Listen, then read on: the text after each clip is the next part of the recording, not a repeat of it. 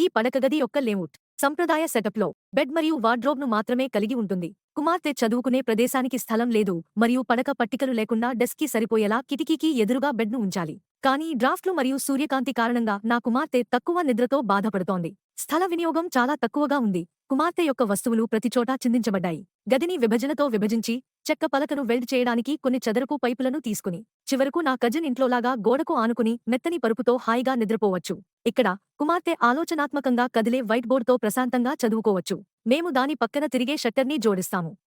ఎదురుగా మేము కుమార్తె యొక్క పాఠ్యేతర పుస్తకాలు మరియు క్రాఫ్ట్ల కోసం షెల్ఫ్ల సెట్తో విశ్రాంతి స్థలాన్ని సృష్టిస్తాము. మంచం కింద మేము 2 పెద్ద సొరుగులను ఇన్స్టాల్ చేస్తాము.